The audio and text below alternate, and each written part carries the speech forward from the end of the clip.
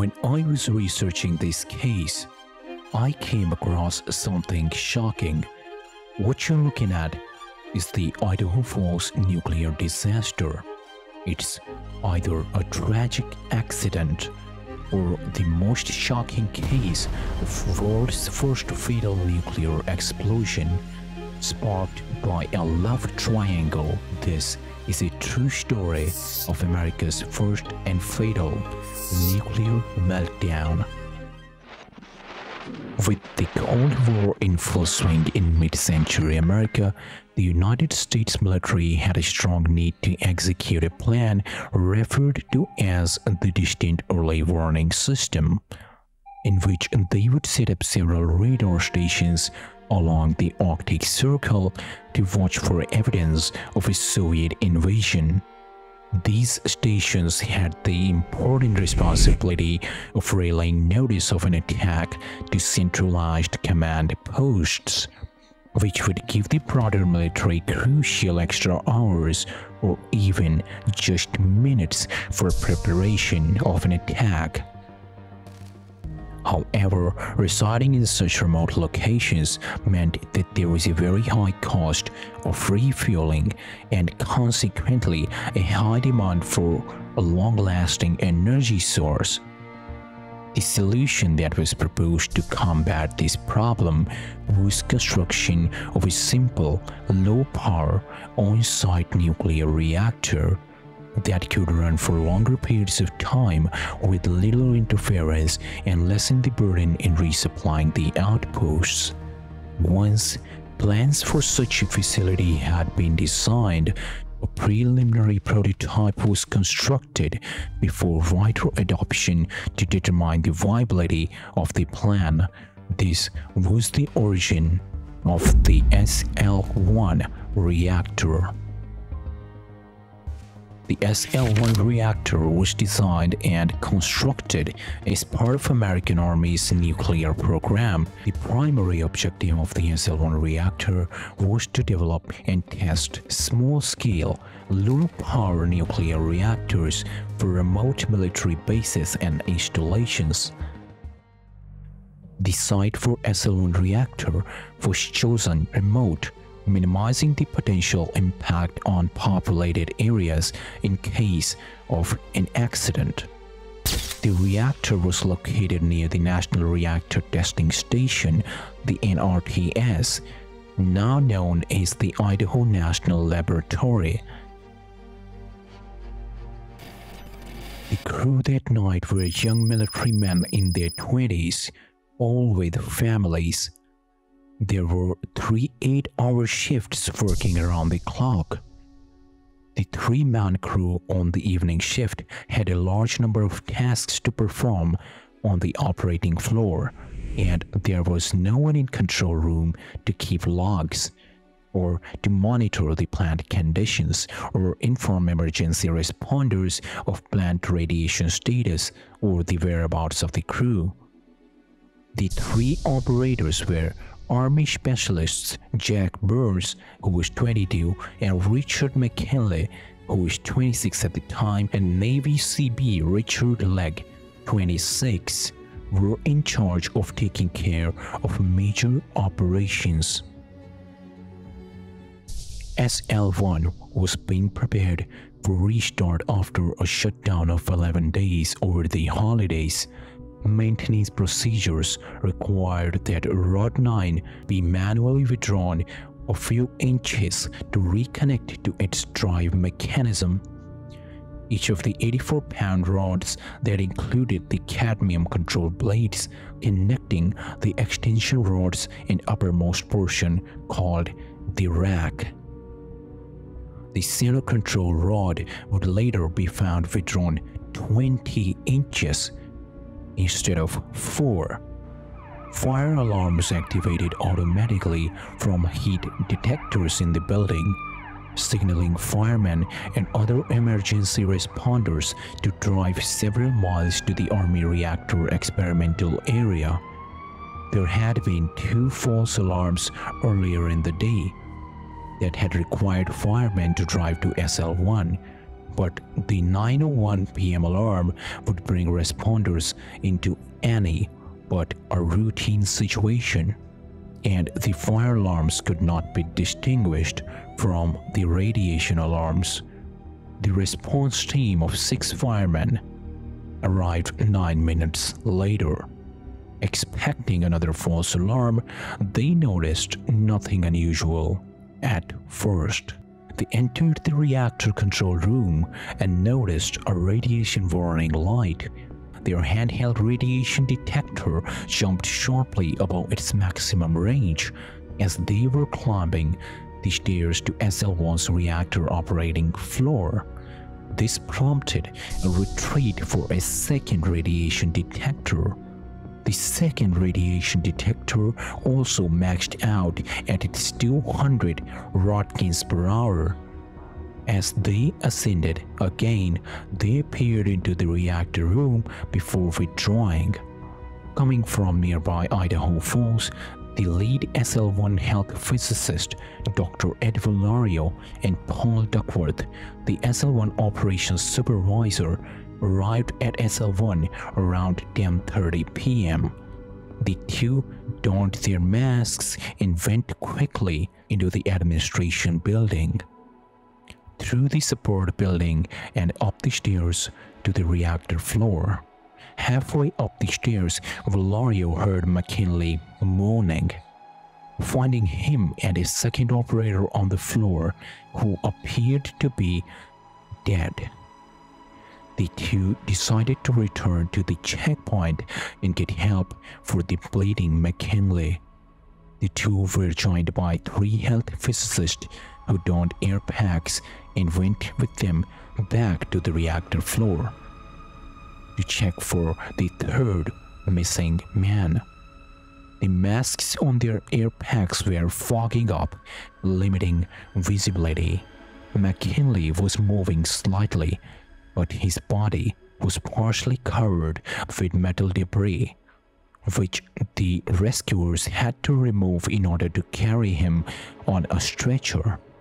Dr. Ed Valario also moved debris in his attempt to find the missing crewman, but after carrying McKinley across the operating floor to the exit, they discovered equipment blocking the emergency exit door. This forced the rescuers to reverse course and use the main stairs. The 2 doctors had their masks freeze up. Duckworth evacuated due to malfunction, while Dr. Valario removed his mask and instead breathed the contaminated air to complete the evacuation. The rescue took about 3 minutes, felt like 3 hours. The evacuation of McKinley turned quickly into a major radiological problem. McKinley was first shuttled into a panel truck, then into the back of an ambulance. The on-call nurse, Helen, tending to the patient in the back of the ambulance, heard at least a faint breath, perhaps his last. The AEC doctor had the nurse evacuate and, entering the ambulance, found no pulse. He pronounced the man dead at 11:14 p.m. And then they found the third man. Richard Legg had been impaled by a heavy shield plug, ejected with a velocity of 85 feet per second. He was not easily recognizable. According to a witness, his body looked like rags. Sadly, both the rescue doctors later died of radiation. Jack Burris was in charge of manually lifting the control rod about 4 inches and attaching it to an automated control mechanism, a routine maintenance procedure. But he raised it about 20 inches, causing the catastrophe. Within a second, Burns's blunder started a chain reaction in the uranium fuel that led temperatures to soar to 2000 degrees Celsius. According to Todd Tucker, author of the book Atomic America, the water inside the core tore upwards into the lid of the pressure vessel where Burns and Legg were standing with a force of 10,000 pounds per square inch. The three men were known to partake in strippers and alcohol in Idaho Falls during their off hours. Hot-headed Jack Burns and prankster Legg, who had been promoted above Burns, were rivals at work and had reportedly once gotten into a drunken fist fight at a party. Legg had also taunted Jack Burns, who was married with a 2-year-old son, about him cheating on his wife with a local stripper. On the morning of the accident, Burns' wife had called him at 7 a.m. to discuss divorce. This had taken a toll on Burns' mind.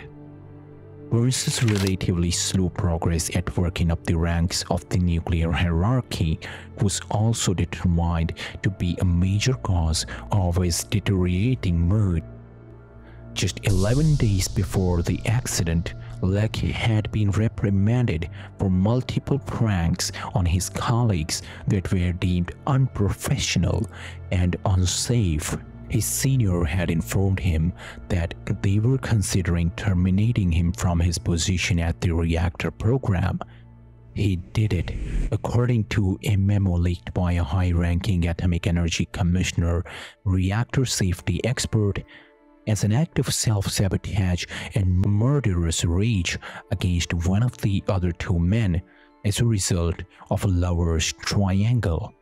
It was implied that Legg was sleeping with Burns' wife.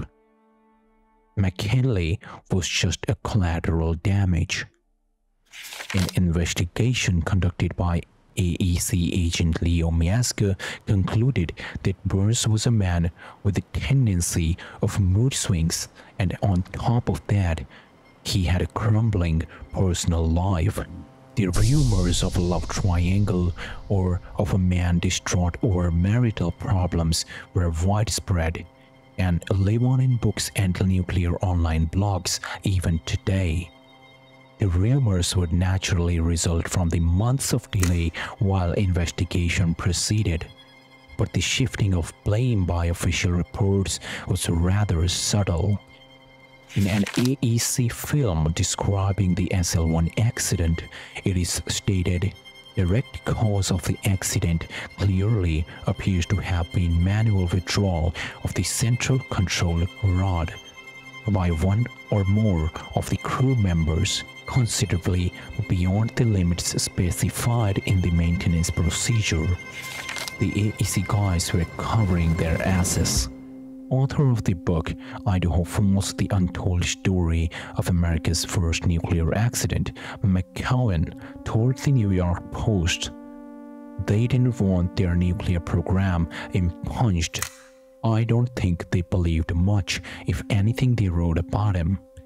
But what they said pissed off a lot of old new guys. They felt these men were doing work on a crappily built reactor and lost their lives because of it. Engineering logs pertaining to the SL-1 reactor are full of instances of a sticking control rod. The logs showed that the rods had exhibited stickiness with more than 80 times, about 2% of the times that movements had been attempted." As Todd Tucker, author of Atomic America, points out in his book, the Army's reactor program completely lacked the demanding oversight of all aspects of design, construction, and operation. Todd further points out, examination of the SL-1 core after the accident would reveal faulty valves, excessive corrosion, and buckled boron strips. It would be noted in the final report 59 that all materials used in a reactor should undergo rigid quality control and materials to be tested in both selection and fabrication. the declaration that poor material condition and sticking control rods played no role in the accident stuck as a blatant cover-up. Sadly, the exact occurrence of January 3rd, 1961 are forever shrouded in uncertainty.